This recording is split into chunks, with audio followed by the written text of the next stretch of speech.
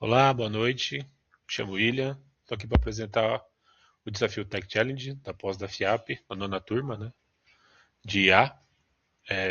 Para iniciar aqui a apresentação do desafio, eu vou primeiro informar qual que foi a base que a gente escolheu, né? Estou aqui com o PDF do desafio. A gente tinha algumas opções para poder escolher para realizar, né? A gente escolheu o de câncer de mama, tá? Para dizer se é maligno ou benigno, né? Data do Kegel. E beleza, aqui, vou aqui para o Colab, né?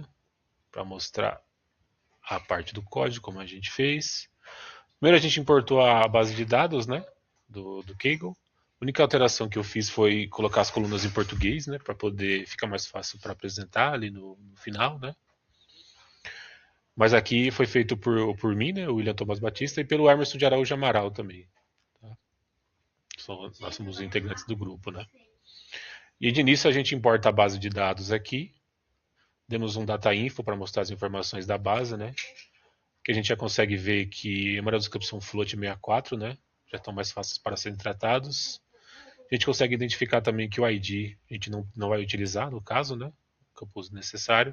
E o diagnóstico é o campo que tem o B ou M, né? Para benigno ou maligno, né? Para identificação do câncer. Né?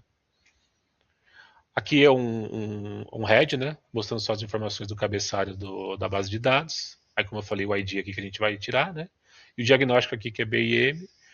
E a partir dessas colunas aqui,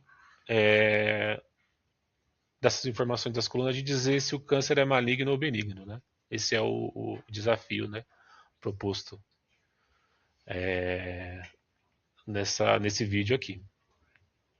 Ok, aí depois de importar a base, a gente viu aqui como é que é a base. A gente fez aqui embaixo alguns tratamentos, tá? A gente removeu a coluna do ID, que é uma coluna que é desnecessária, como eu disse acima. A gente setou aqui a coluna de diagnósticos como a coluna que vai ter maligno ou benigno, né? Que vai informar isso ali. Aqui a gente começou a parte de divisão e treinamento dos dados, né? Colocando aqui para ele o eixo X, né? Com o diagnósticos, sem o diagnósticos, né? Dando um drop aqui, e o eixo Y, formando que é o diagnósticos. E aí com isso, depois a gente fez o Colony Transformers, né? Para poder tratar os dados e deixar as informações de uma forma que seja mais fácil, né? Para o modelo ter uma acurácia maior, né? Que é o nosso objetivo aqui. A gente optou pelo modelo de regressão logística, tá? Porque como no caso a gente tem que falar se é maligno ou benigno, né? Que seria um binário aí, um 0 e 1, esse tipo de estratégia tem uma eficácia maior, né? Então aqui a gente conseguiu aqui uma acurácia de 93%, né? Um recall de 87, um F1 score de 91, né? Então assim, um bom nível, né, para uma base médica, né, que exige um nível alto de acurácia, né? Para dizer se é câncer ou não, tem que ser um nível de acurácia alto, né? Após isso, a gente importou a base, tratou. Aí agora a gente vai, já com a base tratada e importada, a gente consegue depois analisar ela, né? Usando gráficos, né? Aqui a gente fez um gráfico de importância para saber quais os campos que são mais importantes para dizer se o câncer é maligno ou benigno, né? Aí temos aqui o perímetro pior, né? O raio pior, textura pior. Esses campos que estão mais à direita aqui são os que têm mais importância. Os que têm mais à esquerda aqui são menos importantes. Né?